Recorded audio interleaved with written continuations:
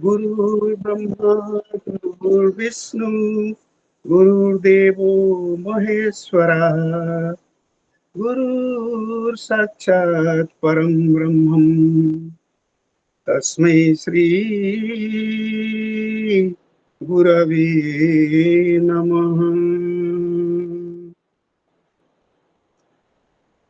श्री गुरु चरण पद्मा केवल भक्ति सद्मा बंधु मुई सावधान मते बंधु मुई सावधान मते जहर प्रसादे भाई हे भवतोरिया जाय कृष्ण प्राप्ति होए चाहा हईते कृष्ण प्राप्ति होए चाहा हईते गुरुमुख पद्मा वाक्या चित्ते कोरिया टेक्या और ना करी हो मने आशा और ना करी हो मने आशा श्री गुरु चरणी रति यही से उत्तम गति जे प्रसादे पूरे सर्व आशा जे प्रसादे पूरे सर्व आशा चक्षुदान दिलो जेई जन्मे जन्मे प्रभु से दिव्य ज्ञान हृदय प्रकाशित दिव्य ज्ञान हृदय प्रकाशित प्रेम भक्ति जहा होते अविद्या विनाश जाते वेदे गाय जाहार चरित वेदे गाय जाहार चरित श्री गुरु करुणा सिंधु अधम जनर बंधु लोकनाथ लोकेर जीवन लोकनाथ लोकेर जीवन हा हा प्रभु कोरो दया देह मोरे पद छाया हा हा प्रभु कोरो दया देह मोरे पद छाया एबे जास घुसुक त्रिभुवन एबे जास घुसुक त्रिभुवन त्रिल प्रभुपाद पतित पावन जय गुरुदेव लोइल शरण प्रभुपाद प्रभुपाद प्रभुपाद जय प्रभुपाद जय गुरुदेव गुरुदेव गुरुदेव जय गुरुदेव जय जय प्रभुपाद प्रभुपाद प्रभुपाद प्रभुपाद जय जय गुरुदेव गुरुदेव गुरुदेव जय जय गुरुदेव निताय गौर हरि बोल हरि बोल हरि बोल हरि बोल निताय गौर हरि बोल हरि बोल हरि बोल हरि हरि बोल। हरि बोल। बहुत सुंदर प्रभु जी, धन्यवाद। हरे बहुत कृष्ण सुंदर प्रभु जी, बहुत सुंदर भजन गाया आपने। हरे कृष्ण प्रभु जी। प्रभु जी। धन्यवाद प्रभु जी। रीना माता जी, हरे कृष्णा। रीना गंगवार माता जी, हरे कृष्णा प्रभु जी। दंडवत प्रणाम माता जी। जी प्रभु जी। जी माता जी, कल के बारे में बताएंगे। धन्यवाद। जी प्रभु जी। जी प्रभु जी। मेरी आवाज आ रही है ना प्रभु जी? जी माता जी, आ रही है माता जी। जी प्रभु जी। वांछा कल्पतरुभ्यश्च कृपा सिंधुभ्यश्च पतितानां पावनेभ्यो वैष्णवेभ्यो नमो नमः। श्रील प्रभुपाद की जय, समस्त वैष्णव भक्त की जय। हरे कृष्णा। तो कल प्रभु जी ने सीता माता जी के जन्म दिवस के बारे में बताया था। कल माता जी का सीता माता का अवतरण दिवस था। तो प्रभु जी ने बताया कि जब जनक महाराज एक बार खेती कर रहे थे तो उनका लंगर होता है जो बैल के पीछे खेतों में बीज डालने के लिए होता है, वह जमीन से टकरा जाता है। तो तो टकराने पर जब जनक महाराज उसको खोदते हैं तो उसमें उनको एक पेटी प्राप्त होती है, उसमें से उनको एक कन्या प्राप्त होती है। तो क्योंकि ये जो सीत होता है, जो पीछे लंगर होता है, उसको सीत कहते हैं, इसलिए उनका नाम सीता पड़ता है। और जनक की पुत्री होने के कारण उनका नाम जानकी रखा गया। और मिथिला नरेश थे तो इसके लिए माता सीता को मिथिला भी कहा जाता है। तो जब सीता माता 7 साल की थी तो एक बार खेलते-खेलते उन्होंने शिव धनुष को उठा लिया। तो जनक महाराज जब ये देखते हैं तो उनको बहुत ही आश्चर्य होता है कि बड़े-बड़े राजे महाराजे भी इस धनुष को नहीं उठा पाते और मेरी पुत्री ने इसको इतनी आसानी से उठा लिया। तो जनक महाराज कहते हैं कि जो भी व्यक्ति इस धनुष को उठाएगा, मेरी पुत्री का विवाह उन्हीं के साथ होगा। तो प्रभु जी ने बताया कि सीता माता स्वयं राधा रानी, जिस तरीके से राधा रानी का प्राकट्य जल में यमुना जी में हुआ, उसी तरीके से सीता माता का प्राकट्य जो है वो धरती से हुआ, इसलिए वो धरती माता की पुत्री कही जाती हैं। और जब सीता माता पहली बार, उनका लाइफ में पहला टर्निंग पॉइंट आता है कि जब माता सीता पहली बार राम जी को देखती हैं। तो श्री राम जी जब ताड़का का वध करके विश्वामित्र के साथ मिथिला आते हैं तो उस समय सीता माता जो है वो राम जी को देखती हैं। फिर माता जी का, सीता माता का स्वयंवर रखा जाता है और उसमें धनुष उठाने के लिए अनेक राजा महाराजा सब आते हैं, बट दूर दूर अलग अलग राज्यों से, लेकिन कोई भी जो है वो उस धनुष को नहीं उठा पाता है। फिर विश्वामित्र जी जो हैं वो राम जी से धनुष उठाने के लिए कहते हैं।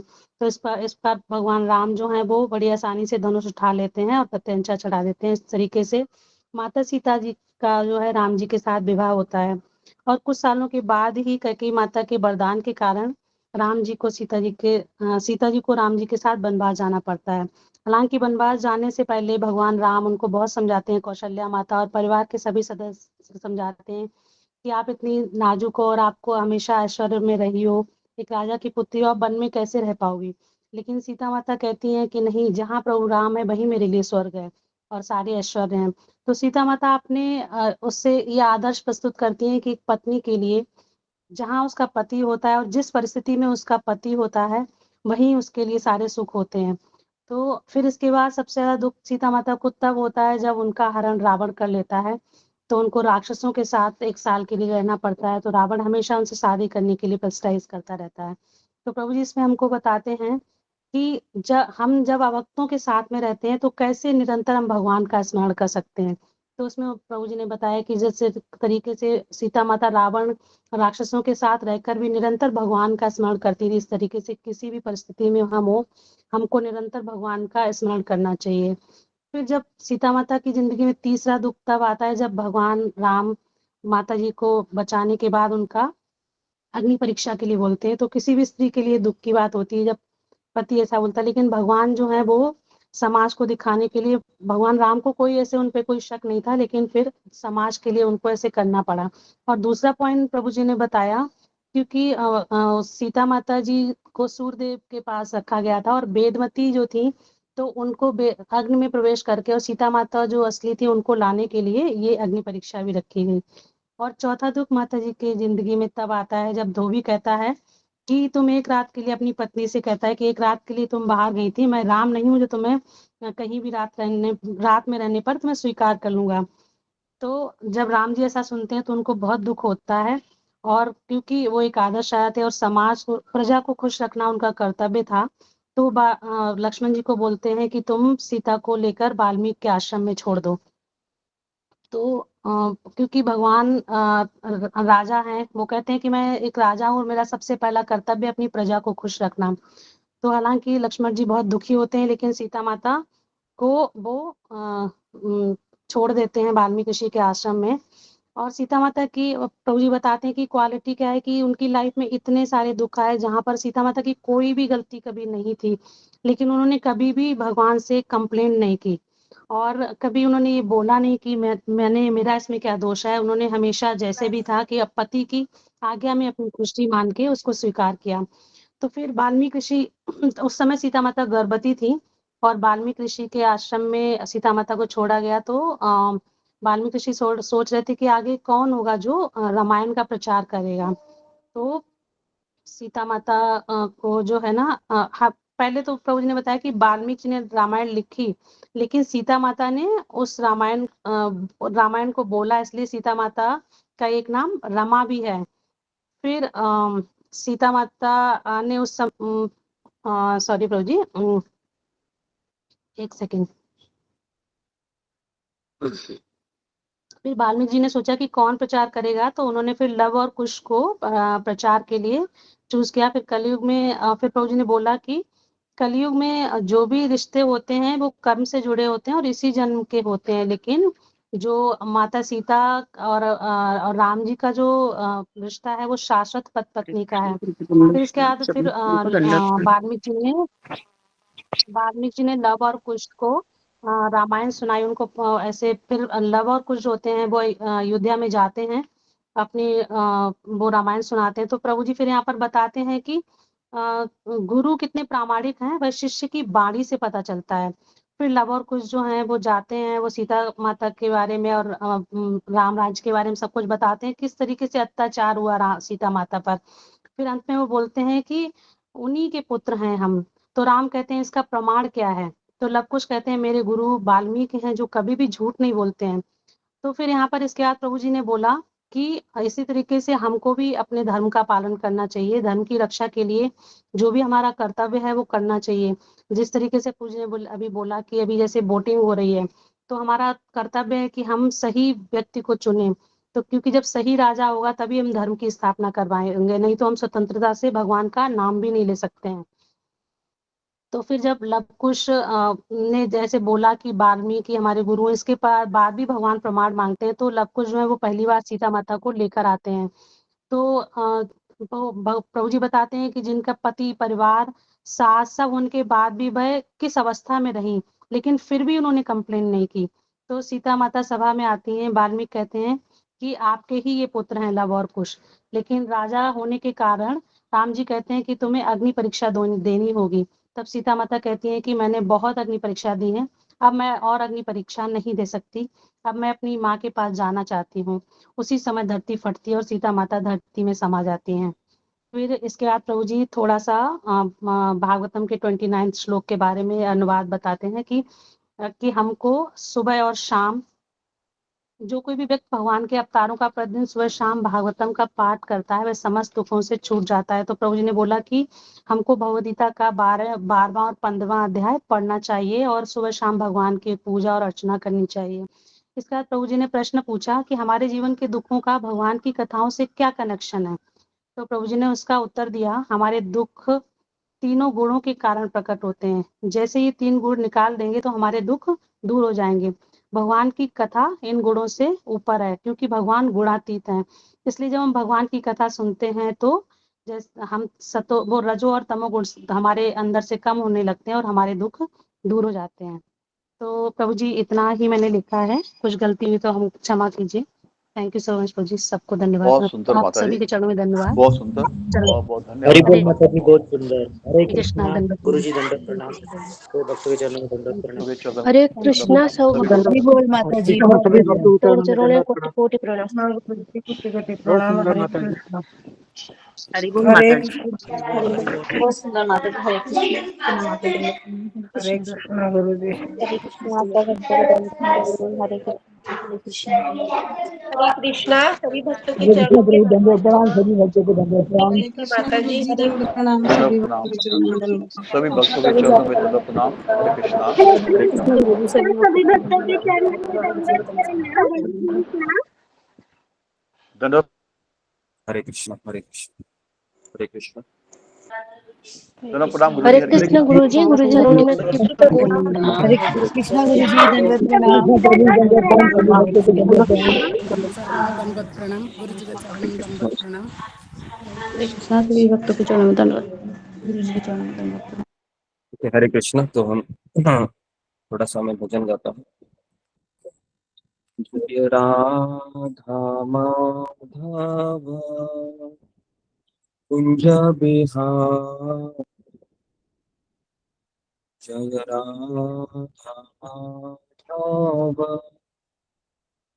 कुंज बिहारी, गोपी जन वल्लभ गिरिवरधारी, गोपी जन वल्लभ गिरिवरधारी, यशोदानंदन ब्रज जन रंजन, यशोदानंदन ब्रज जन रंजन, यमुना तीरा वनचारी, जय राधा माधव कुंज बिहारी,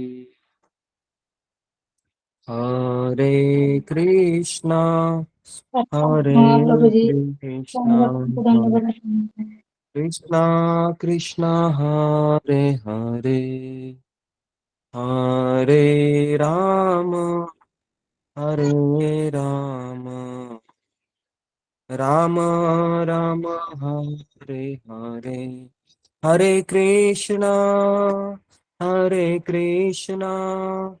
कृष्णा कृष्णा हरे हरे, हरे राम राम राम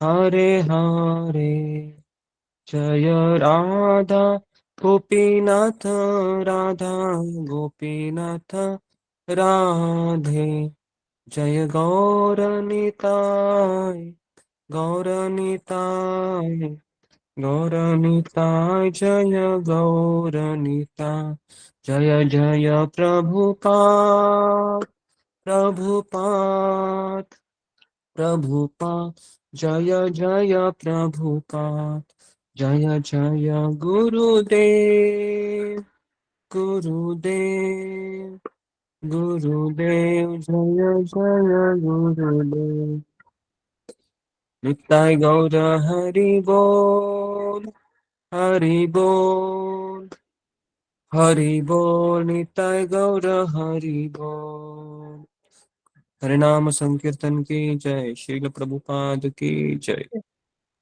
हरे जय। कृष्ण।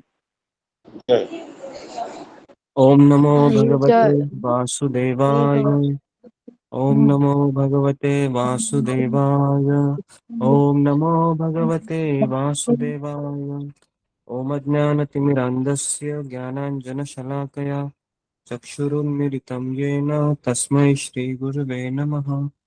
नमो विष्णुपदाय कृष्णप्रेष्ठाय भूतले श्रीमते भक्तिवेदान्त स्वामिनिति नामिने, नमस्ते सरस्वती देवे गौरवाणी प्रचारिणे, निर्विशेष शून्यवादी पाश्चात्य देशतारिणे, हे कृष्ण करुणा सिंधु दीनबंधु जगतपते, गोपेश गोपिका कांत राधा कांता नमोस्तुते, तप्त कांचन गौरांगी राधे वृंदावनेश्वरी, वृषभानुसुते देवी प्रणमामि हरिप्रिये, वाञ्छाकल्पतरुभ्यश्च कृपा सिन्धुभ्य एव च पतितानां पावनेभ्यो वैष्णवेभ्यो नमो नमः।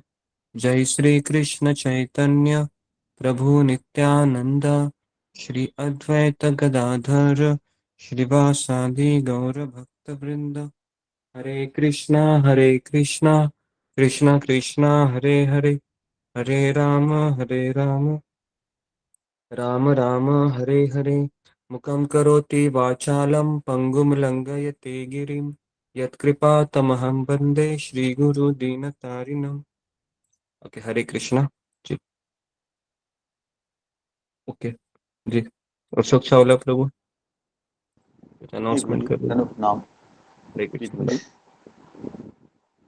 कल गुरुजी मोहिनी एकादशी है और कल फास्ट रहेगा। सब भक्तगण कृपा 32 माला करने की कोशिश करें और परसों का पारना टाइम प्रातः 5:25 से लेके 10:01 तक रहेगा। जी गुरुजी, धन्यवाद। हरे कृष्णा। ओके ठीक है। तो हम हरे कृष्ण गुरु जी। हरे कृष्णा सबको हरे कृष्णा।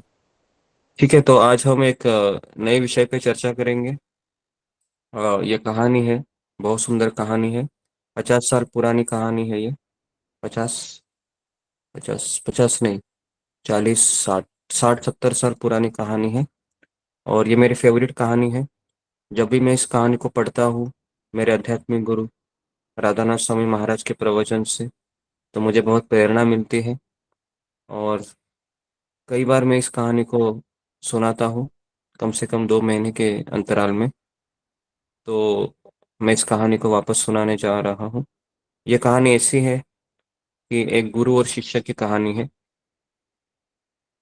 और ये ट्रू स्टोरी है।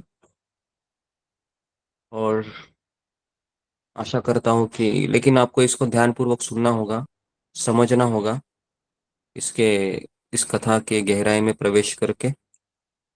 और फिर हम इसके ऊपर चर्चा करेंगे बीच में। ठीक है जी। तो ये कहानी श्रील प्रभुपाद जी की है।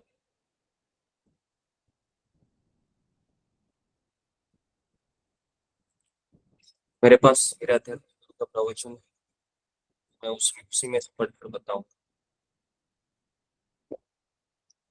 जी। तो आगे बढ़ने से पहले श्रील प्रभुपाद जी के चरणों में प्रार्थना करते हैं।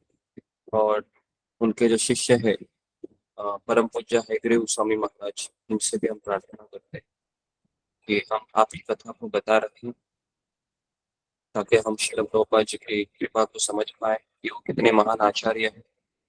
और अ, किस तरीके से चैतन्य महाप्रभु ने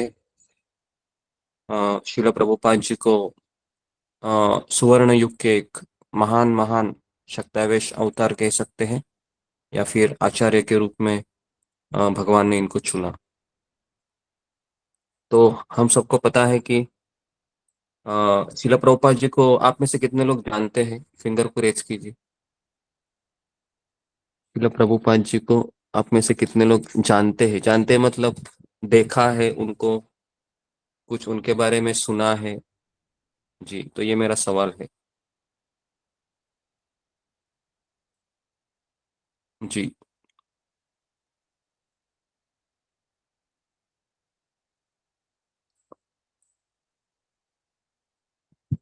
ओके जी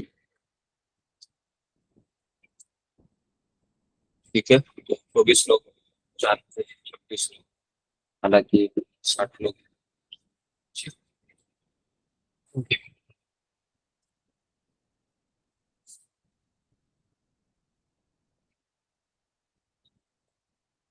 जी। जिस तरीके से हनुमान जी के बिना रामायण का गुणगान नहीं किया जा सकता,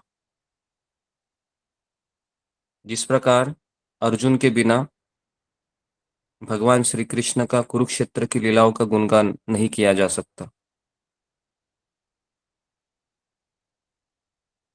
उसी प्रकार श्रील प्रभुपाद जी के बिना हमारी जो इस्कॉन की संस्था है, या फिर भगवान श्री कृष्ण है जो इस्कॉन रूपी लीला में प्रवेश किए हैं, तो हम उनका गुणगान नहीं किया जा सकता। इस्कॉन का, इस्कॉन मतलब शिल प्रभुपाद, इस्कॉन और शिल प्रभुपाद जी अभिन्न है ना। अगर कोई कहेगा कि मैं इस्कॉन को जानता हूँ लेकिन वो प्रभुपाद जी को नहीं जानता है, तो उसका ज्ञान अधूरा है, उसने कुछ नहीं जाना। क्योंकि भगवान श्री कृष्ण जब इस संसार में अवतार लेते हैं, जब वह पुस्तक के रूप में अवतार लेते हैं, तो उनको श्रीमद् भागवतम कहा जाता है। जब वह एक पर्वत के रूप में अवतार लेते हैं तो उनको गोवर्धन कहा जाता है। जब वो नदी के रूप में अवतार लेते हैं तो उसको यमुना कहते हैं। जब वह एक वृक्ष के रूप में या वनस्पति के रूप में अवतार लेते हैं तो उसको तुलसी कहते हैं। जब वह एक पत्थर के रूप में अवतरित होते हैं तो उनको शालिग्राम कहते हैं। उसी प्रकार से जब भगवान श्री कृष्ण जब मनुष्य के रूप में अवतरित होते हैं तो उनको आध्यात्मिक गुरु कहते हैं। और शिल प्रभुपाद जी ऐसे ही आध्यात्मिक गुरु थे। हम सबको पता है कि शिल प्रभुपाद जी के आध्यात्मिक गुरु शिल भक्ति सिद्धांत सरस्वती ठाकुर ने 1923 में, उस समय हमारे देश पे अंग्रेजों का राज्य था, उस समय उनको आदेश दिया था। पहला दिन था, पहली मुलाकात थी, पहला प्रसंग था। दोनों में कोई औपचारिक रूप से कोई बातें नहीं हुई थी, लेकिन उनके आध्यात्मिक गुरु भक्ति सिद्धांत ठाकुर ने तुरंत उनको यह आदेश दिया था कि आप अमेरिका में जाके श्रीमद् भागवतम का प्रचार करें। तो उस समय प्रभुपाद जी का नाम अभय था, अभय, है ना। और अभय सोच रहे थे कि जानना पहचान ये कौन है पता नहीं, मैं तो पहली बार आया था इनके प्रवचन सुनने के लिए, लेकिन इन्होंने मुझे तुरंत आदेश दिया, है ना। तो बहुत बार सोचने लगे और फिर इन्होंने कहा कि मैं इनको आध्यात्मिक गुरु के रूप में स्वीकार करते हैं, शिल प्रभुपाद जी, उसी दिन जब वह उनके प्रश्नों के उत्तर देते हैं। और फिर शिल प्रभुपाद जी अगले दिन अपने पिताजी के पास जाकर कहते हैं कि अगर मैं शादीशुदा नहीं होता तो मैं आज ही मेरे आध्यात्मिक गुरु के आश्रम में रहने चला जाता। उस समय अभय को एक बेटा होता है। उस समय अभय की उम्र 26 साल की होती है। और फिर 1966 में, है ना, 1923 को आदेश मिला था, है ना। गुरु के आदेश को हम पोस्टपोन कर सकते हैं लेकिन टाल नहीं सकते। अगर टालते हैं तो फिर हम कभी भगवत धाम भी नहीं जा सकते और ना हम कभी प्रगति कर सकते हैं। एक इंसिडेंस आपको बताना चाहूंगा। यमुना माता जी थी जो शिल प्रभुपाद जी के साथ एक बार दिल्ली से मथुरा जा रही थी और शिल प्रभुपाद जी को बहुत भूख लगी, ट्रेन में ही थे, और प्रभुपाद जी बाहर का बिल्कुल नहीं खाते हैं, बिल्कुल नहीं। तो फिर सोच रहे थे कि उन्होंने अपनी यमुना माता जी से कहा, उनकी शिष्या से, कि आप मेरे लिए कुछ बनाकर लेके आइए करके। तो यमुना माता जी अमेरिकन स्त्री है, और यमुना माता जी फिर जो बुगी होती है ना ट्रेन में जहाँ पर खाना बनता है, तो वहां पर चली गई और वहां के स्टाफ को कहा, रेलवे के स्टाफ को, कि मेरे आध्यात्मिक गुरु प्रभुपाद जी के लिए मुझे यहाँ पर दाल राइस बनाना है, तो आप मुझे बनाने के लिए परमिशन दीजिए। तो रेलवे के स्टाफ वालों ने कहा कि ऐसी कोई परमिशन हम नहीं देते, आप चली जाओ यहाँ पर। तो यमुना माता जी कहने लगे कि अगर आप मुझे परमिशन नहीं दोगे तो मैं इस चलती हुई ट्रेन से कूदी मारूंगी। तो रेलवे के स्टाफ वाले हंसने लगे कि ये कौन सी पागल औरत है। और फिर यमुना माता जी लिटरली दरवाजे के पास जाती है और एक स्टेप नीचे उतरती है। और फिर वो रेलवे के स्टाफ देखते हैं कि ये तो सही में पागल है, अगर इसने कूदी मार दी तो हमारी नौकरी खतरे में आ सकती है। तो कहा कि यमुना जी जी आप आ जाइए और आपके गुरु के लिए प्रसाद बनाइए। तो ऐसे शिल प्रभुपाद जी को शिष्य मिले थे। उस समय की बात है ना, जब शिल प्रभुपाद जी ने अमेरिका में प्रचार शुरू किया था, है ना। तो अभी इस चीज का हम अनुकरण नहीं कर सकते, पहली बात तो, है ना। तो ये उसी व्यक्ति के भीतर होता है ना, जिसने आध्यात्मिक गुरु की सेवा को अपना जीवन का लक्ष्य माना है। तो शिल प्रभुपाद जी उसके पश्चात फिर 1966 में अमेरिका जाते हैं पहली बार। जिस जहाज से वहां अमेरिका जाते हैं जलदूत जहाज होता है ना, और वहां शुरुआत के दिनों में बहुत संघर्ष करते हैं। लिटरली उनके पास कोई नहीं होता है मदद करने के लिए। उस समय प्रभुपाद जी की उम्र 70 साल की थी और जलदूत जहाज में 2 हार्ट अटैक झेल कर वो आए थे। जब मैं पहली बार 2004 में गया था वृंदावन में, है ना, राधा श्याम सुंदर कृष्ण बलराम मंदिर में, इस्कॉन मंदिर में, उस समय मैं बहुत नया था, मुझे केवल 6-7 महीने हुए थे इस्कॉन में, लेकिन मेरी पहली यात्रा थी वृंदावन यात्रा।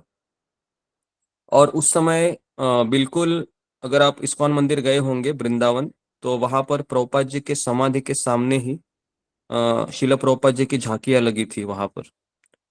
तो वहां पर एक झांकी ऐसी थी कि प्रभुपाद जी है, उनके हाथ में छाता है, दूसरे हाथ में एक बैग है, और वह उस जहाज की सीढ़ियों को चढ़ते हुए दिखाई देते हैं, है ना। और उसके बगल में ऐसा एक था कि प्रभुपाद जी जहाज के भीतर लेटे हुए हैं, और जहाज को भगवान के अवतार है उनको चला रहे हैं, हवाई जहाज, अपना वो जहाज को, पानी के जहाज को। ये 2 चीजें जब मैंने देखी थी, तो मैं बहुत सोचने लगा कि कैसा ये त्याग है, कैसा ये समर्पण है ना, शिला प्रभुपाद जी का अपने गुरु के प्रति खास करके। इस ऐसी उम्र में भी वह अमेरिका जाते हैं और बहुत संघर्ष करते लिटरली। और जिस जहाज से शिला प्रभुपाद जी अमेरिका आए थे, उसी जहाज से अमेरिका के 2 नौजवान युवक भारत जाते हैं। ये आपको पता नहीं होगा, है ना, आप शायद पहली बार सुने होंगे।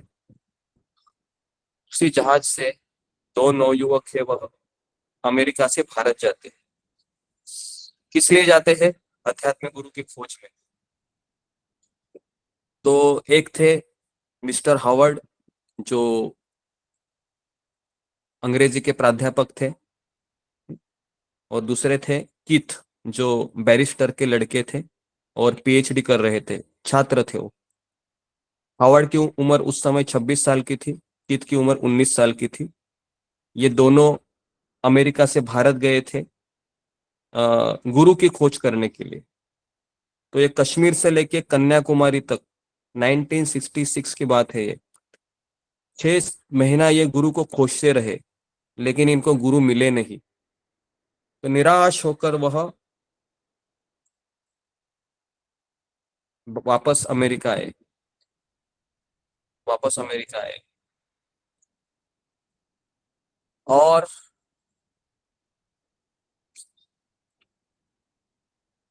शिल प्रभुपाद जी के पास भी केवल 2 से 3 महीने का ही वीजा था अमेरिकन। प्रभुपाद जी के पास 3 महीने ही थे, और प्रभुपाद जी सोच रहे थे कि 3 महीने में अगर कोई भक्त बना तो बहुत अच्छा है, नहीं बना तो प्रभुपाद जी के पास वापसी का टिकट भी था, जलदूत वाला। तो प्रभुपाद जी अपने डायरी में लिखते हैं कि कभी कभी मैं निराश होता था और फिर वापस उस जलदूत जहाज के बंदर पर जाकर सोचता था कि क्या वापस चला जाऊं मैं।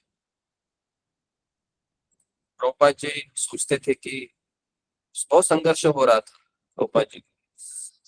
तो फिर प्रभुपाद जी फिर 17 सितंबर 1965 को उस बोस्टन के बंदर पर उतरते हैं, है ना। सब लोग अपने कैमरा को ऑन कीजिए।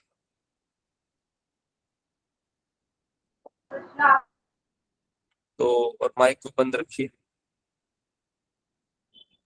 जी। तो एक समय की बात है कि शिल प्रभुपाद जी के ऊपर जान से जानलेवा हमला भी हुआ था, एक डेविड करके एक व्यक्ति के द्वारा। और शिल प्रभुपाद जी बाल बाल बचकर बाहर आए थे, और प्रभुपाद जी सोच रहे थे कि मैं कहाँ जाऊं और कहाँ नहीं। लेकिन प्रभुपाद जी के पास हमेशा एक चीज रहती थी।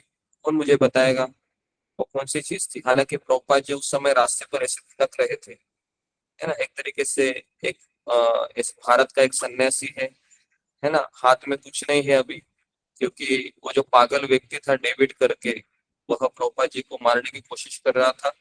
और प्रभुपाद जी अपनी जान बचाकर अपना सामान वैसे ही छोड़कर उस घर से नीचे आए थे।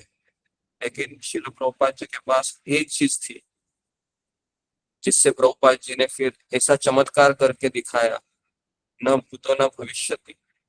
आज तक किसी भी आचार्य ने ऐसा चमत्कार नहीं किया। ऐसा क्या था श्रील प्रभुपाद जी के पास? जी आप बताइए।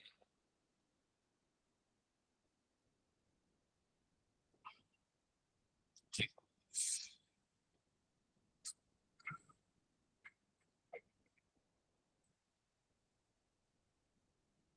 जी सुलेखा। हरे कृष्णा गुरुजी, दंडवत प्रणाम। उनके पास भागवतम थी, जिसकी वजह से वो ये कर पा रहे थे। हरे कृष्णा गुरुजी, दंडवत प्रणाम। ओके, और कोई? नेक्स्ट सुभाष पाटिल। हरे कृष्ण प्रभु जी, दंडोत प्रणाम। उनके हाथ में माला थी, माला। माला थी, ओके धन्यवाद। नेक्स्ट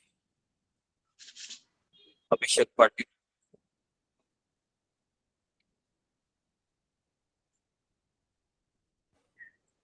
विनोद बिहारी साहब।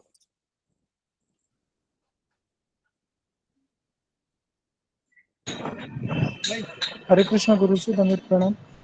गुरुजी, गुरु के आशीर्वाद थे उनके पास, अपने गुरु के और कोई? जी अनुराधा गोयल।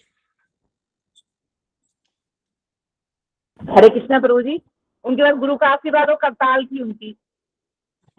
करताल, जी धन्यवाद। करताल और गुरु का आशीर्वाद। नेक्स्ट सतपथी।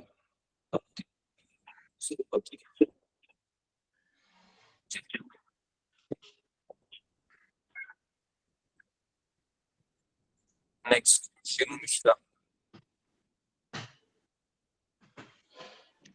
हरे कृष्ण प्रभु जी, दंडवत प्रणाम। उनके पास संन्यास का डंडा था। संन्यास का डंडा था, ओके। श्री डंडा नया जिसे उत्तर। बोलते हैं। जी जी जी जी ओके। और कोई? अरुणा यादव। मुझे अभी तक सही उत्तर नहीं मिला है। गुरुजी, दंडवत प्रणाम। गुरुजी, प्रभुपाद जी बोलते थे मेरे साथ, मतलब उनके आध्यात्मिक गुरु हमेशा उनके साथ हैं। गुरु उनके साथ थे, ओके। नेक्स्ट अंजलि साहू। हरे कृष्ण गुरुजी, दंडवत प्रणाम। गुरुजी, उनके साथ माला और भागवतम था। माला और भागवतम थे, रश्मिता प्रधान। हरे कृष्ण गुरुजी, उनके पास आत्मविश्वास और गुरुजी का आशीर्वाद, गुरुजी का आशीर्वाद। आत्मविश्वास, गुरु का आशीर्वाद, ओके जी धन्यवाद। और जी चालू आहे सुजाता। का? नाही, हे तुम्ही आवाज देता है, चालू आहे? लाइव है ना? हरे कृष्ण। चालू आहे का? उनके पास हरे कृष्ण महामंत्र था।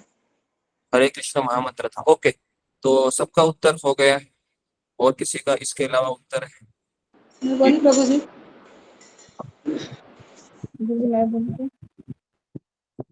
मुझे जो उत्तर चाहिए था वो उत्तर ऑलमोस्ट सबने दिया है, लेकिन वो सटीक उत्तर नहीं है, ठीक है। तो मैं आपको बता रहा हूँ, वो उत्तर है आध्यात्मिक गुरु का आदेश उनके साथ था, और दूसरा था उनको हरिनाम के ऊपर बहुत श्रद्धा थी। ये दो चीजें उनके पास थी उस समय, और इसके बलबूते वो महान कार्य कर पाए। ऐसा भागवत में एक श्लोक है, यस्य देवे, है ना, यस्य गुरु, ऐसा एक श्लोक है, यस्य देवे बराबर।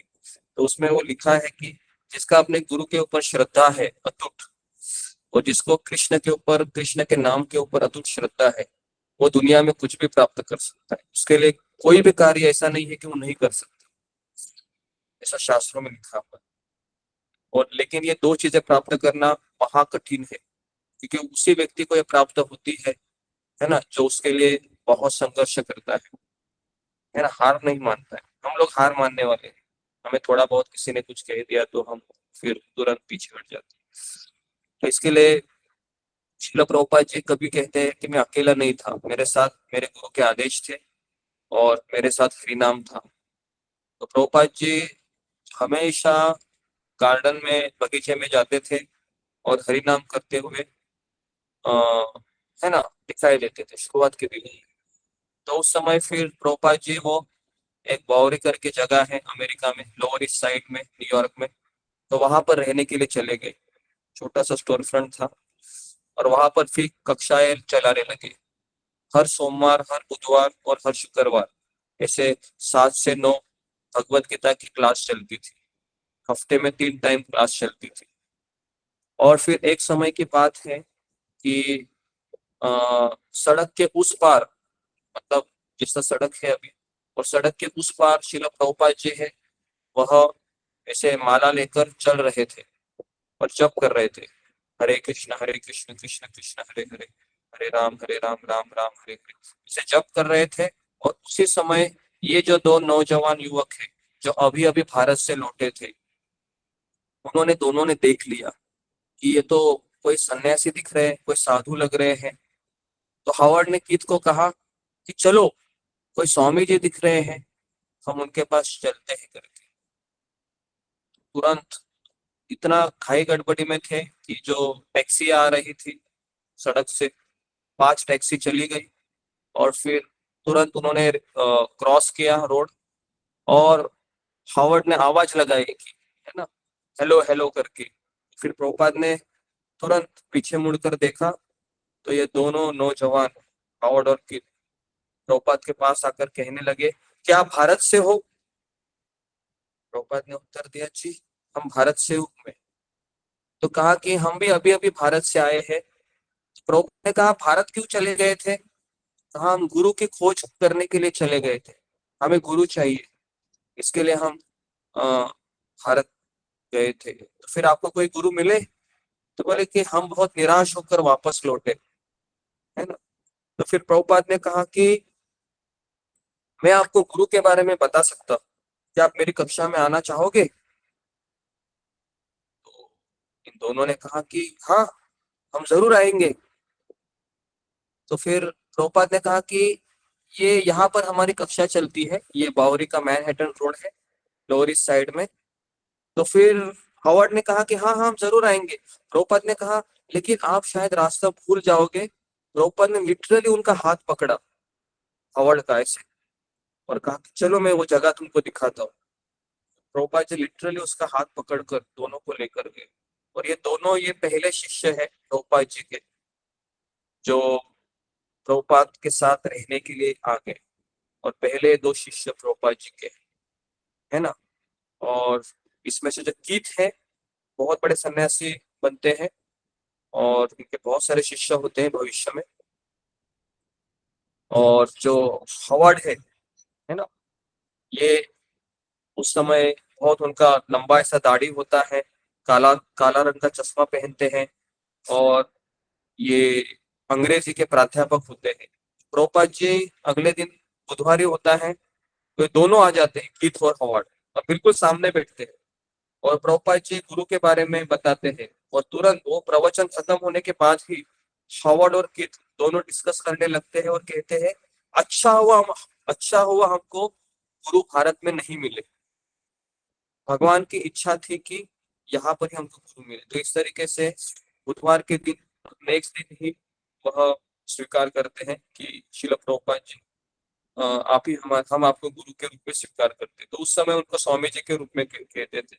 प्रभुपाद जी नाम ये 1-2 साल के पश्चात पड़ा प्रभुपाद जी को, क्योंकि जब उनके शिष्यों ने कहा कि एक स्वामी को या गुरु को किस नाम से पुकारना चाहिए, प्रभुपाद ने कहा कि कहा कि आप प्रभुपाद नाम से पुकार सकते हैं। तो इस तरीके से फिर ये जो दोनों है, उसमें से जो हयग्रीव, फिर ये दोनों का दीक्षा हुआ। हावर्ड का नाम पड़ा हयग्रीव प्रभु और कीथ का नाम पड़ा कीर्तनानंद। तो ये कीर्तनानंद को प्रभुपाद जी इतने अच्छे लगे। हालांकि कीथ ये केवल 19 साल का बालक था, छात्र था और पीएचडी कर रहा था, और हावर्ड तो 26 साल का था और ये भी प्रभुपाद जी से बहुत आकर्षित हुए। और ये दोनों ने तुरंत फैसला किया कि क्यों हम ये घिसी पिटी जिंदगी को इस तरीके से जिएंगे, क्यों नहीं हम स्वामी जी के साथ रहने के लिए जाते। तुरंत दोनों ने शिफ्ट किया और स्वामी जी के साथ रहने चले गए। और प्रभुपाद ने तुरंत कहा इनको कीर्तनानंद को, गीत को, कि तुम मेरे लिए भोजन बनाओ। प्रभुपाद ने उनको भोजन बनाना सिखाया। और हावर्ड था, उसको कहा कि मेरा ये इतना बड़ा कार्य है, मैं भागवत का अनुवाद कर रहा हूँ, मुझे कोई व्यक्ति चाहिए, तो तुम ये सारे जितने भी चीजें हैं ना, उसको तुम क्या करो, एडिटिंग करो। तो हयग्रीव थे, वो पहले ऐसे व्यक्ति थे, हयग्रीव प्रभु, जो श्रील प्रभुपाद जी के किताबों का उन्होंने सेवा की। तो इसके लिए श्रील प्रभुपाद जी हमेशा हयग्रीव को कहते थे कि, है ना, तुमने मेरा इतना बड़ा कार्य किया है कि मैं हमेशा तुम्हारा आभारी रहूंगा, क्योंकि रात रात जग कर मैंने किताबों का अनुवाद किया था, लेकिन मुझे एडिटिंग करने के लिए कोई नहीं था।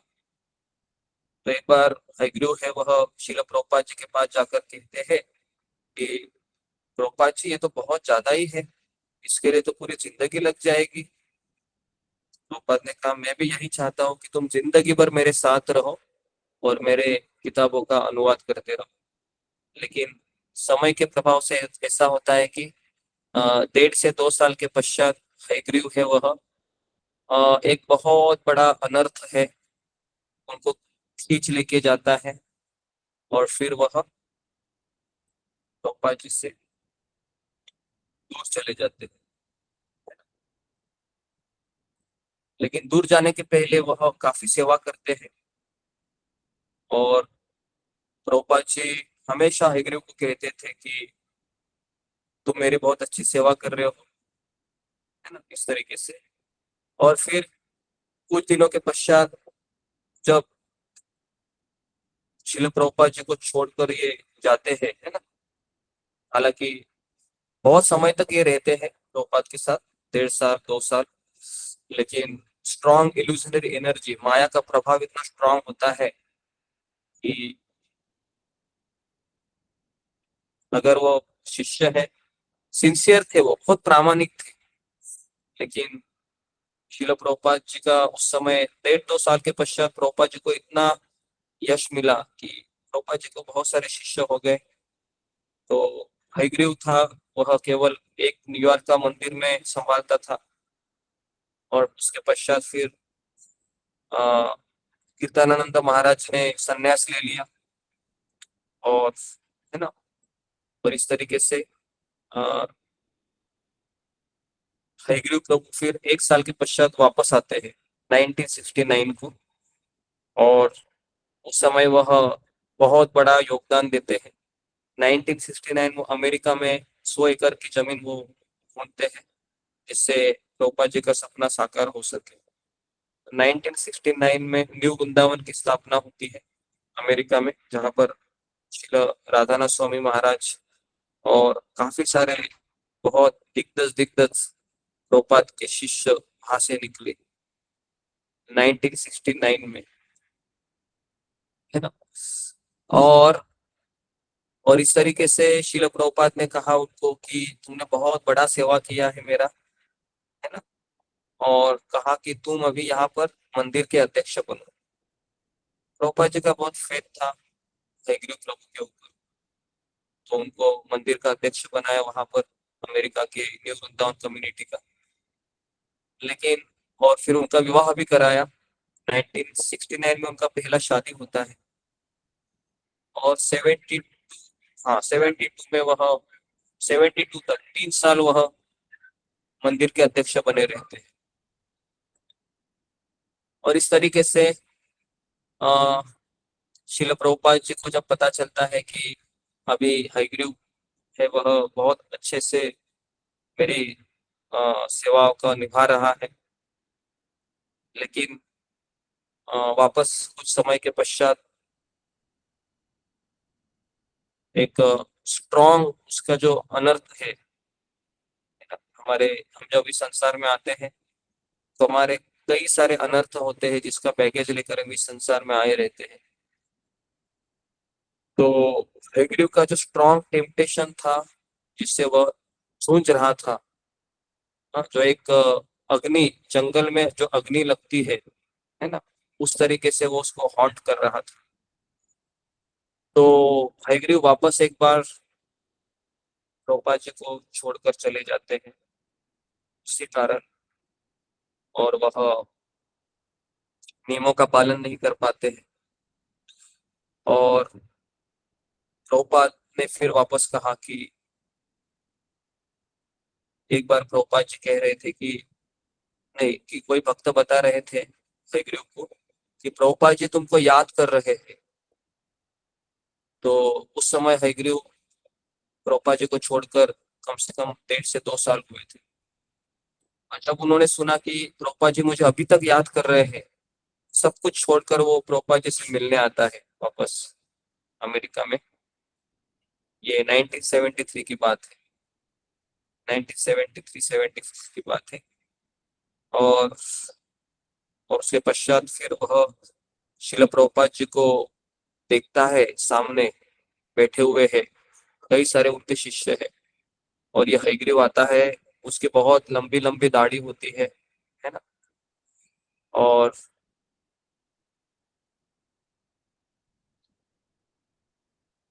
इस तरीके से उसके कपड़े भी बहुत अस्त व्यस्त होते हैं।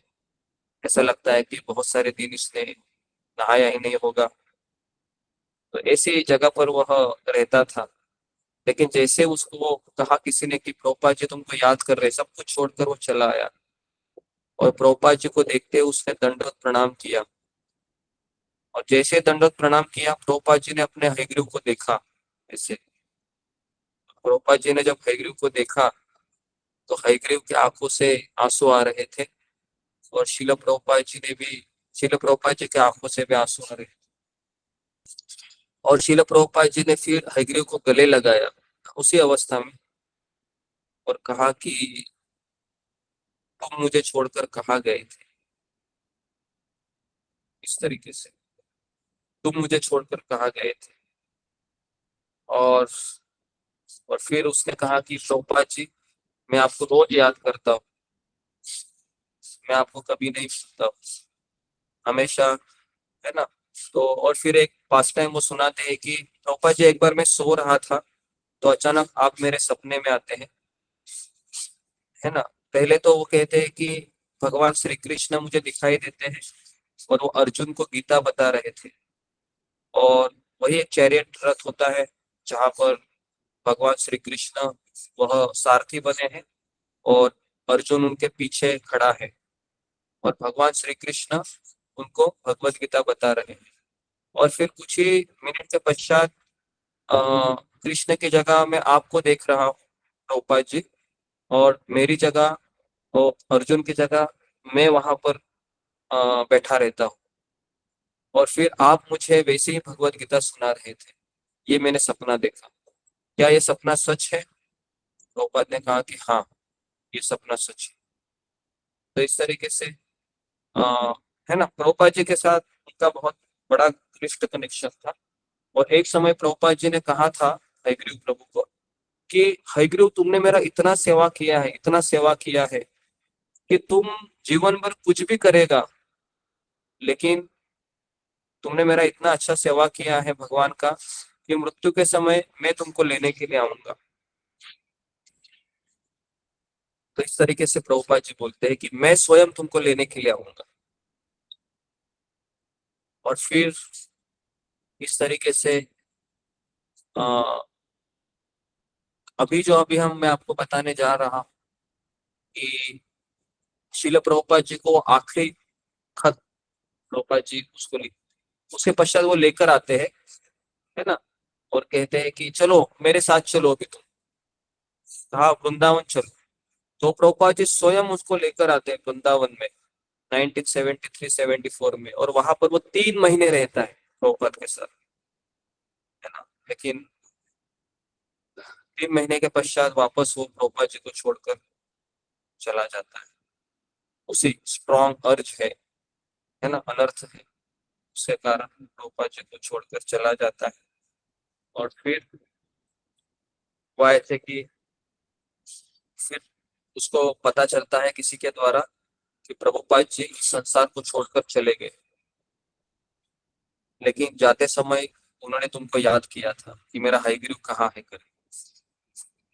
ये जब वो सुनता है तो उसको बहुत बुरा लगता है कि ये मैंने क्या किया। मेरे आध्यात्मिक गुरु से मैं बिना बात करके ही ऐसे घूमता रहा। और फिर इस तरीके से प्रभुपाद जी भी चले गए 77 में, है ना। 77 में प्रभुपाद जी चले गए, बेचारा अकेले ऐसे घूम रहा था, कोई नहीं था उसके साथ।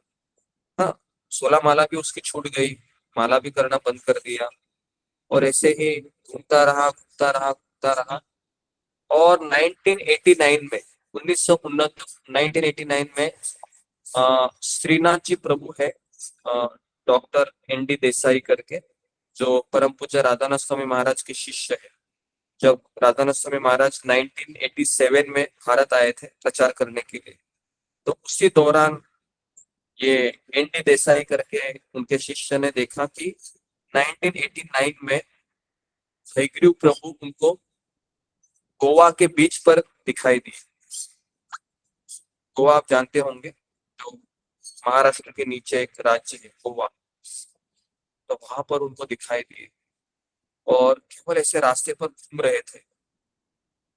श्रीनाथ जी प्रभु ये को किसी ने फोन करके कहा, और हयग्रीव प्रभु ये इतने बीमार थे उस समय, है ना।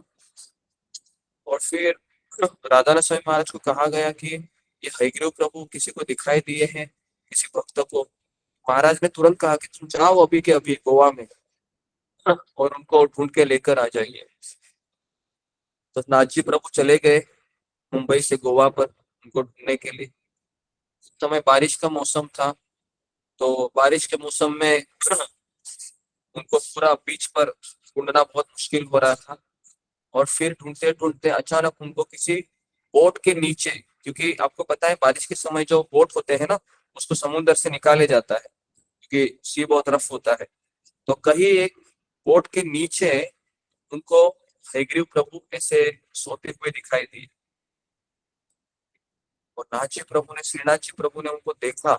जो ND देसाई उनका कर्मी नाम है और नाथ जी प्रभु उनका दीक्षित नाम है, वे एक ही व्यक्ति है, दो व्यक्ति नहीं है। तो श्रीनाथ जी प्रभु ने देखा हयग्रीव प्रभु को, जो लिटरली बहुत उनको पेन हो रहा था, इतना पेन हो रहा था उस समय, क्योंकि उनको एक बीमारी हो गई थी।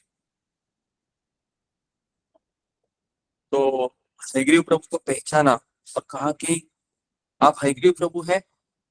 तो उस समय उनकी उम्र भी बहुत ज्यादा हो गई थी, है ना। लिटरली वो 60 तो नहीं हो गए, 66 में उनका उम्र था 26 साल, है ना। तो आप सोच सकते हो 26, 36, 46, 50 साल, लगभग 50 साल के आसपास होंगे उस समय, 49, 50 के आसपास। तो उस समय हयग्रीव प्रभु को पहचाना और कहा कि हाँ, मैं हयग्रीव हूँ, प्रभुपाद का शिष्य। कहा कि राधानाथ स्वामी महाराज आपको बुला रहे हैं। और इस तरीके से फिर उनको उठाकर, है ना, उठाकर लेकर गए। और उनको इतना पेन हो रहा था, है ना। तो श्रीनाथ जी प्रभु है, उन्होंने राधानाथ स्वामी महाराज को कहा कि इनको बहुत पेन हो रहा है। तो जब इनके टेस्ट करवाए गए तो पता चला कि इनको कैंसर हुआ है, और इनका कैंसर है वह लास्ट स्टेज का है, और उनका पूरा शरीर पैरालाइज हुआ था उसके कारण। मतलब एक तरीके से जो उसका एक भाग है शरीर का पूरा पैरालाइसिस हो गया था। वह मुंह नहीं हो रहे थे, मतलब जैसे चल नहीं सकते थे, उनका हाथ पैर कुछ हिल नहीं रहा था। ऐसी अवस्था में वह, सोच सकते हो, ऐसी अवस्था में वह बहुत उनको पेन हो रहा था। और अभी इस अवस्था में वह अपने भक्ति के लक्षण बताते हैं, इस तरह से प्रकट करते हैं। तो जो उनके अंतिम दिन थे, अंतिम दिनों में उन्होंने भक्ति को वापस शुरू किया, उन्होंने वापस भक्ति को शुरू किया। हालांकि प्रभुपाद जाने के पश्चात 1977 से लेके 1989 तक 12 साल उन्होंने एक भी माला का जप नहीं किया था। बस केवल वो प्रभुपाद जी को याद करते थे, बस, क्योंकि उनके जिंदगी में कोई नहीं था। 50 साल का व्यक्ति है, कोई जॉब नहीं, कुछ नहीं, है ना, ऐसे ही भटक रहे थे। और राधानाथ स्वामी महाराज ने कहा कि श्रील प्रभुपाद जी आपको याद कर रहे थे जाते समय, और उस समय हयग्रीव प्रभु है वह रोने लगते हैं, एकदम बच्चे की तरह रोने लगते हैं और कहते हैं कि राधानाथ स्वामी महाराज को कहते हैं कि मुझे इस बात का दुख नहीं है कि मुझे कैंसर हुआ है और अभी मैं मरने वाला हूँ, मुझे इस बात का दुख भी नहीं है कि मैंने मेरी पूरी जिंदगी है ऐसे ही गवा दी, मुझे इस बात का भी दुख नहीं है कि ये मेरी क्या अवस्था अभी हो गई है, लेकिन मुझे इस बात का दुख बहुत जरूर है कि मेरे आध्यात्मिक गुरु ने मेरे ऊपर इतना भरोसा किया था, लेकिन मैंने उनका भरोसा तोड़ दिया और ना मैं उनकी कुछ सेवा कर पाया, हालांकि वो हमेशा मुझसे अपील करते थे। इस बात का मुझे बहुत दुख है और बहुत जोर से रोने लगे। और फिर इतना उनको पेन हो रहा था, इतना पेन हो रहा था कि उनका पूरा बॉडी एक तरीके से आधा पैरालिसिस हो गया था। तो सभी उनको पता था कि मैं कुछ ही दिनों के पश्चात मरने वाला हूँ। ये जो प्रवचन राधानाथ स्वामी महाराज ने दिया था, ये हयग्रीव महाराज है उस समय, फिर हयग्रीव प्रभु फिर दीक्षा भी लेते हैं, संन्यास दीक्षा लेते हैं, है ना, क्योंकि वो उनकी इच्छा थी कि संन्यास होने की प्रभुपाद जी की। तो फिर वह ऐसे ही डेथ बेड पर संन्यास लेते हैं और उनका नाम होता है परम पूज्य हयग्रीव स्वामी महाराज। और उस समय वह जो हयग्रीव प्रभु है वह श्रील प्रभुपाद जी को याद करते हैं और कहते हैं कि मुझे इस बात का बहुत दुख है कि मैं प्रभुपाद जी की सेवा नहीं कर पाया। वो मुझे सेवा करने के लिए कह रहे थे, लेकिन मैं इतना दुर्भाग्य था कि अपने ही इस अनर्थ के कारण मैं का सेवा नहीं कर पाया। और इस तरीके से वो उसी और वो एक समय उन्होंने फिर वेस्ट नहीं किया, वो हरे कृष्ण मंत्र का जप करने लगे, है ना। उनका आधा बॉडी तो पैरालिसिस था। और राधानाथ स्वामी महाराज फिर उनको न्यू वृंदावन लेके गए, वहां पर ही उनको संन्यास मिला।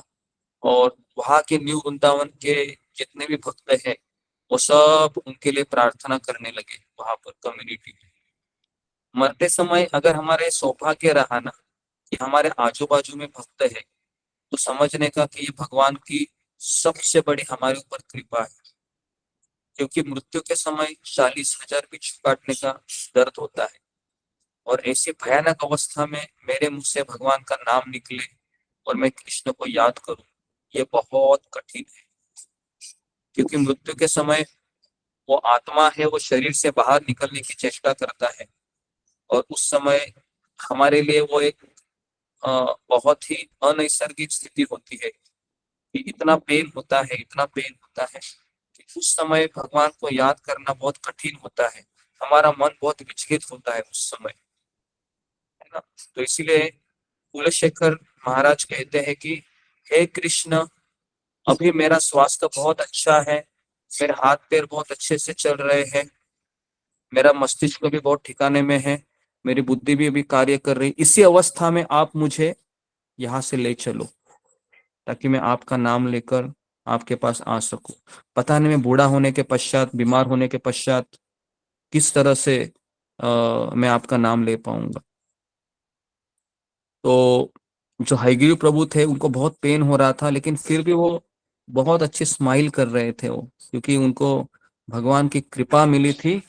और श्रील प्रभुपाद जी ने उनको कहा था कि हयग्रीव, मैं तुम्हें लेने के लिए अवश्य आऊंगा। और फिर वो आखिरी दिन आ जाता है ना। और लेकिन उनको ये बहुत रिग्रेट थी। राधानाथ महाराज कह रहे थे कि जब भी मैं उसके पास जाता था वो हमेशा यही कहते थे कि कितना कितना बड़ा मैंने भूल किया कि मैं प्रभुपाद जी की सेवा नहीं कर पाया। बस वो यही कहते थे, मैं सेवा नहीं कर पाया, मैं सेवा नहीं कर पाया। प्रभुपाद जी मुझे कितना कुछ चाहते थे मुझसे, लेकिन बस कितना बड़ा मैंने ये भूल की।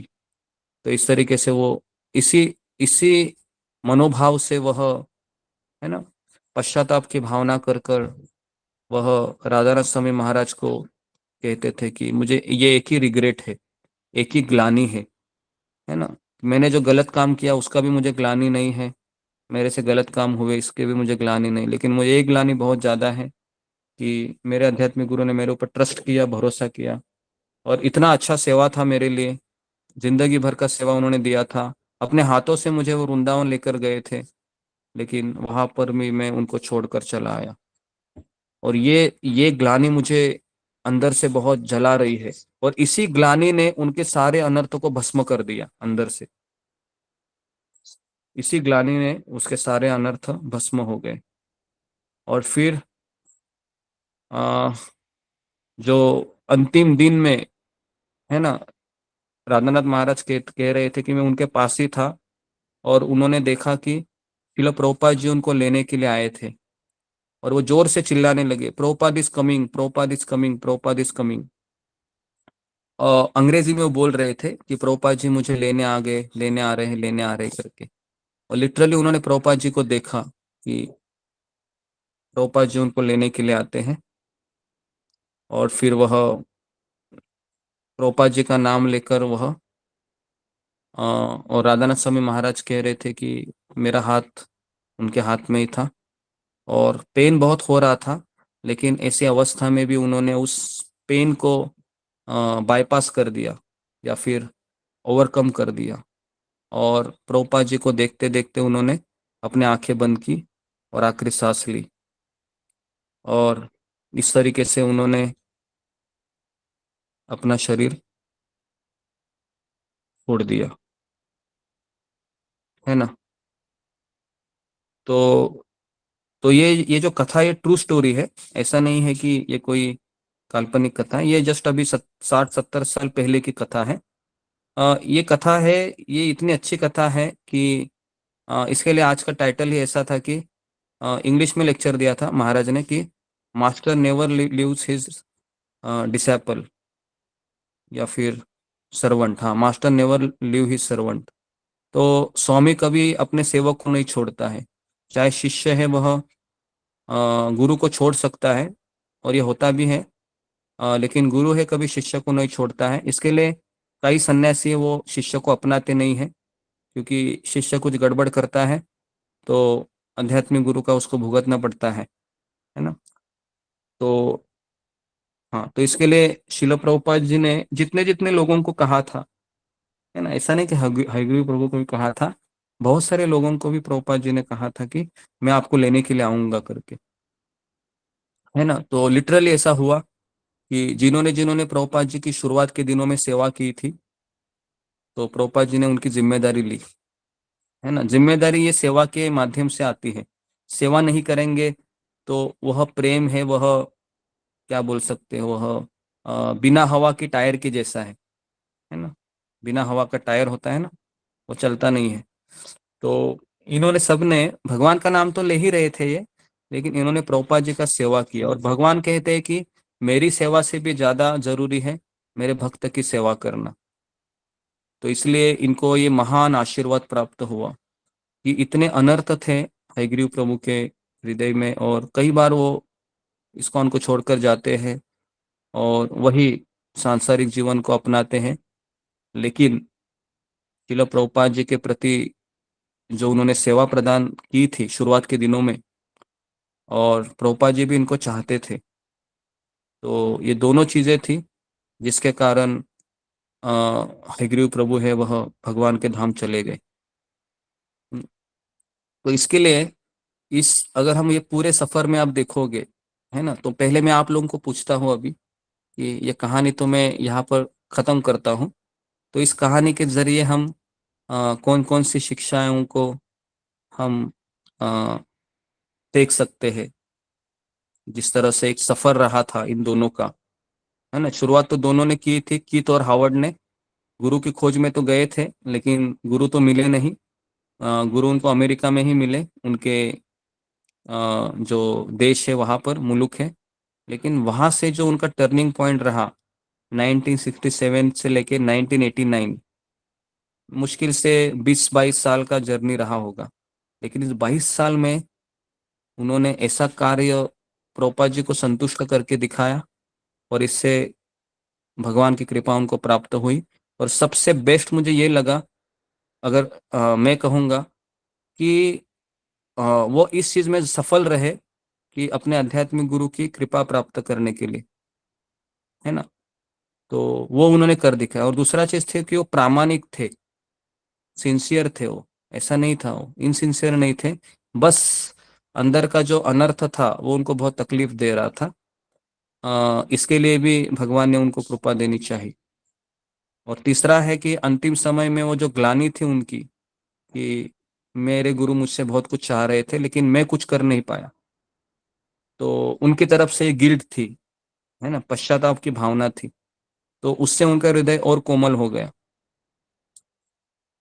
तो कलेक्टिवली ये सारी चीजें अगर हम देखेंगे तो फिर इससे हमको पता चलता है कि प्रभुपाद जी ने पूरी जिम्मेदारी उनकी ली और प्रभुपाद जी ने वो पूरी जिम्मेदारी के साथ कर दिखाया। तो इसलिए अगर हम किसी भक्त के अगर चहीते बने, चहीते मतलब किसी भक्त को अगर मैं अच्छा लगूं, लेकिन अच्छा हम तभी लगेंगे ना जब हम उनकी सेवा करेंगे। ऐसे तो अच्छा नहीं लगता है किसी को कि क्यों हम किसी के चहीते बने, जब हम उनके लिए कुछ करेंगे तभी तो बन सकते हैं ना। तो अगर हम किसी भक्त के चहीते बने तो ये हमारा एकमात्र आशा है कि मैं भगवत धाम जा सकता हूँ। अपने बलबूते तो जाना कठिन है, क्योंकि हम सबको पता है कि हमारे भीतर बहुत अनर्थ है, काम क्रोध लोभ बीच बीच में हमको बहुत परेशान करते हैं, है ना। हम चाहे किसी को भी कुछ भी कहे कि ऊपर से मैं इतना अच्छा भक्त हूँ, लेकिन अंदर से हम सबको पता है कि हम क्या है। तो इसलिए हमारी एकमात्र आशा यही है कि कोई भक्त मेरे लिए प्रार्थना करे और किसी भक्त के मैं चहीता बनूं, बस। फिलहाल तो ये एकमात्र यही यही होप है हमारे लिए, जिसके चलते हम भगवत धाम जा सकते हैं। जी। तो जी, तो किसी का कुछ इसमें कुछ कहना है, पूछना है, तो आप फिंगर को रेज कर सकते हैं, या फिर आप जो इस कथा से आप क्या शिक्षा लिए वो भी मुझे बताइए। जी, फिंगर को रेज कीजिए।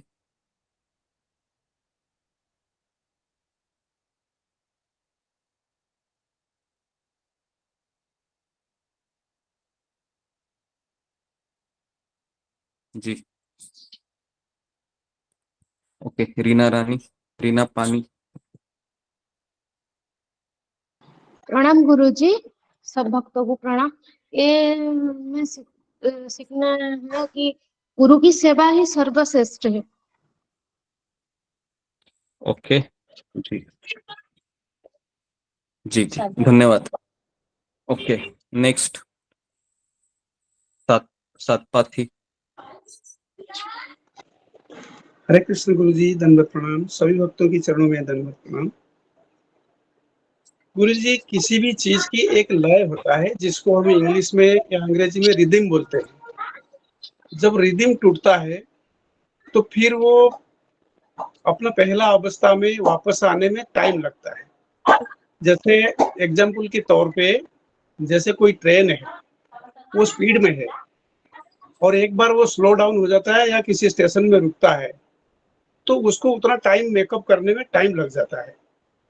वो अपना डेस्टिनेशन में पहुंचते पहुंचते लेट होता है।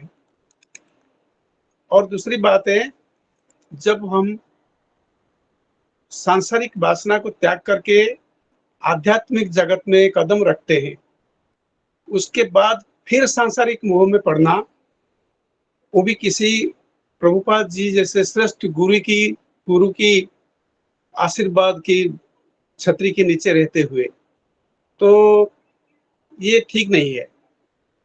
आधा सांसारिक और आधा आध्यात्मिक, ऐसे जीवन में आदमी हमेशा दुविधा में रहता है गुरु जी।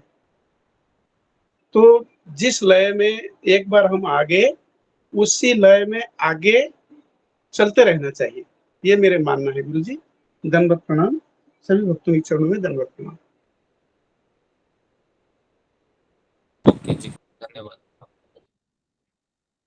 और हिमांशु रे। प्रभु जी, मेरे को एक क्वेश्चन था कि अगर कोई मतलब उसका अंतिम समय चालू है, वो ये होने वाला है, मतलब अंतिम समय उसका चालू है, तो अगर अपने गुरु का नाम लेगा तो वो मतलब भगवान को प्राप्त कर पाएगा क्या? मतलब गुरु का नाम लेना चलेगा क्या? जी जी जी। तो गुरु का कनेक्शन कृष्ण से होता है ना, तो अगर वह गुरु का नाम लिया है हयग्रीव प्रभु ने, तो शिल प्रभुपाद जी भगवान के शुद्ध भक्त है, और भगवान के भक्तों को याद करना ये भगवान कृष्ण को याद करने के समान ही है। उल्टा मैं ये तो कहूंगा कि अगर हम भगवान को भी याद करेंगे तो इतना हमें हमारा मन उसमें लीन नहीं होगा या एब्जॉर्ब नहीं होगा, लेकिन अगर हम भक्तों को याद करेंगे तो हमारा मन कृष्ण में बहुत जल्दी लग सकता है। तो इसलिए गुरु को याद करना हो या किसी भक्त को याद करना हो जिसके चलते हम कृष्ण को बहुत तीव्रता से याद कर लेते थे, तो उनको याद करना भी कृष्ण को याद करने के समान ही है। ठीक है, नेक्स्ट सुलेखा। हरे कृष्णा गुरुजी, दंडवत प्रणाम। गुरुजी, आपने कई बार ये कथा सुनाई है, तो हर बार ये इतना हृदय को टच करता है कि उसको सुनने के बाद फिर दिन भर उस कथा, वो कथा माइंड में चलती रहती है। तो ये मतलब बहुत ही मुझे बहुत बहुत पसंद है। शिला प्रभुपाद की शिष्यों में ये कथा मुझे बहुत ही अच्छा लगता है और बहुत ही प्रेरणादायक होता है और भावुक करने वाला होता है। हरे कृष्णा गुरुजी, दंडवत प्रणाम, क्षमा कीजिए। ओके जी, नेक्स्ट। धन्यवाद। वृक्षाली तट।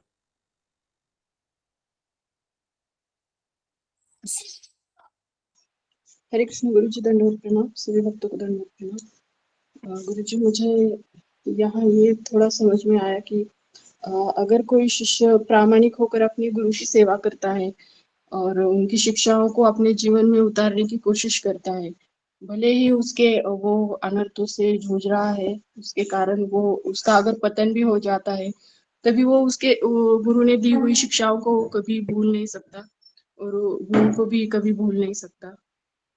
और उन शिक्षाओं के कारण ही वो फिर से वापस भी आ सकता है। और गुरु भी इतने दयालु होते हैं कि शिष्य की कई जो गलतियों को वो माफ करके उसको अपना लेते हैं। हरे कृष्ण गुरु जी। जी, ओके, धन्यवाद। नेक्स्ट रंजना माता जी। हरे कृष्णा प्रभु जी, आपके चरणों में बड़े प्रणाम, सौभाग्य के चरणों में प्रणाम। प्रभु जी, मतलब इस कथा से हमको यही शिक्षा मिली कि जैसे आध्यात्मिक ज्ञान में, जैसे आध्यात्मिक जो मार्ग पे चलते हैं और जो प्रामाणिक गुरु के मतलब सानिध्य में रहते हैं और शिक्षा को ग्रहण करते हैं, तो वो इतना प्रभावशाली होता है, शक्तिशाली होता है कि वो भले ही मतलब अपने अनर्थों से जूझ रहा होता है, लेकिन उसमें इतनी शक्ति होती है कि मतलब वो फिर से मतलब उसको ये होता है कि मतलब मैं अपनी गुरु की शिक्षा अच्छे से नहीं कर पा रहा हूँ, उसे ग्लानि होती है, उसे मतलब मन में ये हर्ट करता है, पिंच करता है कि नहीं मैं नहीं कर पा रहा हूँ, लेकिन वो फिर वापस आ जाता है सेवा करने के लिए और फिर से वो मतलब गुरु की अच्छे से सेवा करना चाहता है।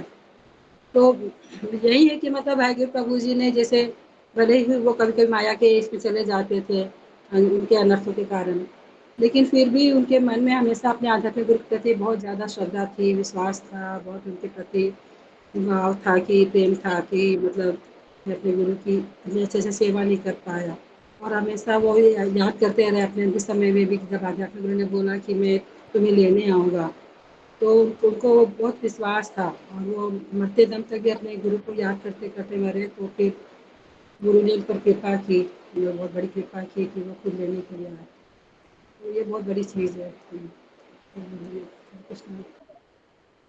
जी, धन्यवाद माता जी। नेक्स्ट शुभांगी पाठक। हरे कृष्णा गुरुजी, दंडवत प्रणाम।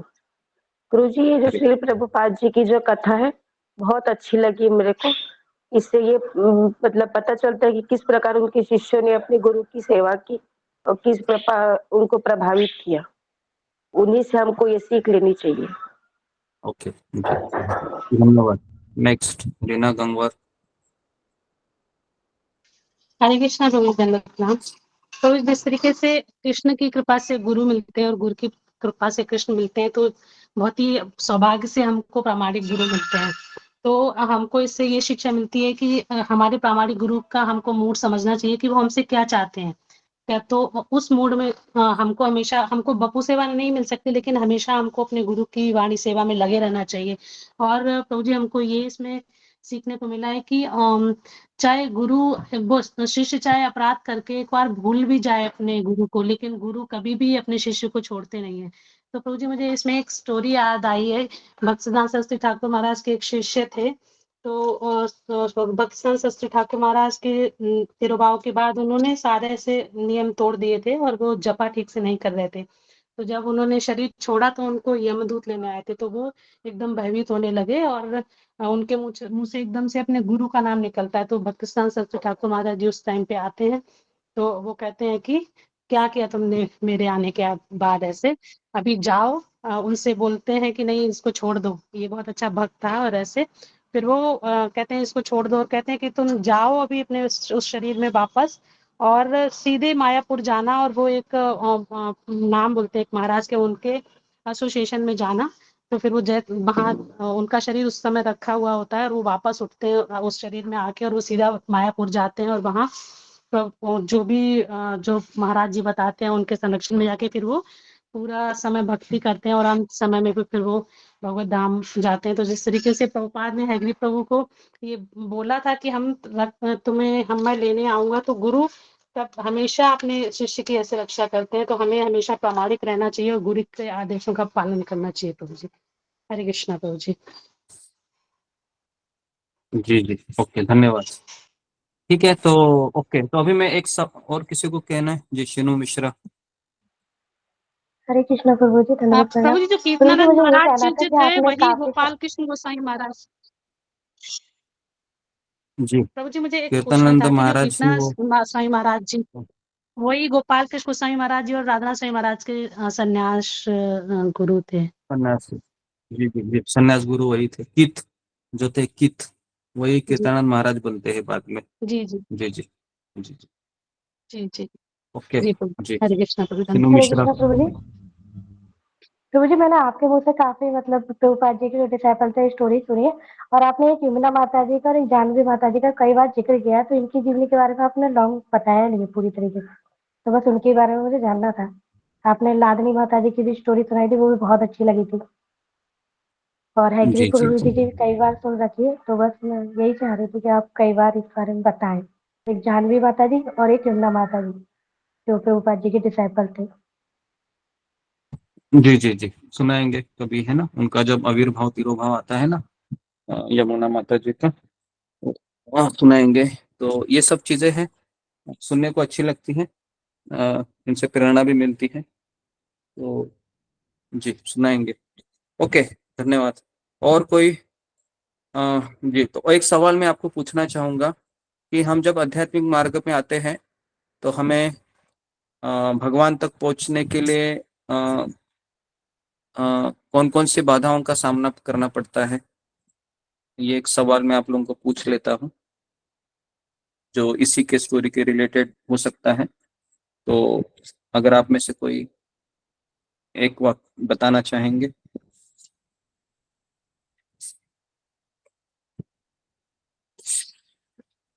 कि जैसे हम भक्ति में आप सभी आए हैं, हम सबको पता है कि किस तरीके से हम इस मार्ग पर चलना सभी लोग चाहते हैं, लेकिन सभी लोग चल नहीं पाते हैं। जी जी, रीना गंगवा। हरे कृष्णा प्रभु जी। प्रभु जी हमारे जो अनर्थ है काम क्रोध लोभ मोह मद मत्सर्य और तीनों गुणों का प्रभाव और हमारे पूर्व जन्म के इम्प्रेशंस और हमारे परिवार हमारे आसपास का और भौतिक दुनिया का जो भी आकर्षण, बहुत सारे रीजंस हैं प्रभु जी जो हमको भक्ति में आगे बढ़ने से रोकते हैं। हम्म। जी जी जी, ओके, वेरी गुड। तो ये अच्छा बताया कि बहुत और सारी हमारा चीजें होती हैं। पूरा फेथ नहीं होता है जब जी हाँ, ये सारी चीजें होती है, लेकिन नहीं होती पूरी भगवान इन से। सारी चीजों को, जी, इन सारी चीजों को अगर हमको निपटना है, इससे निकलना है, तो वही चीज है कि हमें आध्यात्मिक गुरु की शरणागति लेकर वो जो कहते हैं वैसे करते रहना चाहिए, वही हमारी एक आशा है। और जो दूसरा मैंने कहा कि किसी भक्त के हम चहीते बने, है ना, किसी भक्त को मैं अच्छा लगूं, ये हमारे लिए एक बहुत बड़ी आशा का स्रोत हो सकता है ना। तो क्योंकि अनर्थ है, हमारे से जाएंगे नहीं जाएंगे पता नहीं है, लेकिन एक चीज तो हम कर ही सकते हैं, किसी भक्त को खुश करने का प्रयास हम जरूर कर सकते हैं। ठीक है, तो यहाँ पर मैं रुकता हूँ। आशा करता हूँ कि ये स्टोरी आपको बहुत अच्छी लगी होगी। ओके, हरे कृष्णा, हरे कृष्णा, कृष्ण कृष्ण। हरे कृष्णा गुरुजी, दंडवत प्रणाम। गुरुजी दंडवत प्रणाम गुरुजी, गुरुजी प्रणाम। धन्यवाद गुरुजी, प्रणाम। चरणों में दंडवत प्रणाम। चलो फिर हरे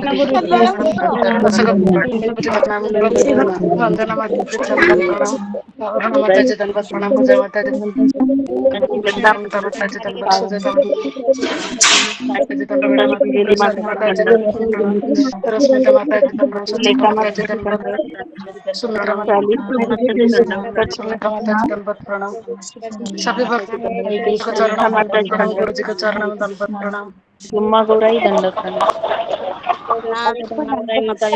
कृष्णा राधा माता जी दंडवत प्रणाम, कृष्णा यशोदा माता जी दंडवत प्रणाम, कृष्णा माता जी को दंडवत प्रणाम, अशोक चावला प्रभु हरे दंडवत कृष्ण प्रणाम। भक्त के चरण कमल में कोटि कोटि दंडवत प्रणाम। हरि बोल निताय हरि गौर। भक्तों को दंडवत। हरे कृष्णा, हरे सीता कृष्णा माता की दंडवत प्रणाम। हरे कृष्ण कृष्ण, कृष्ण हरे हरे, हरे राम प्रणाम।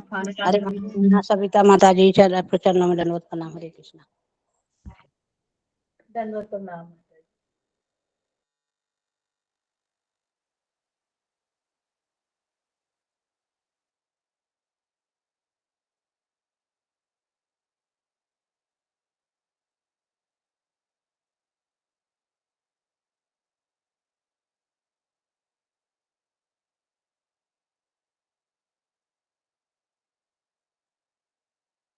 हरे कृष्ण गुरु जी के चरण में प्रणाम।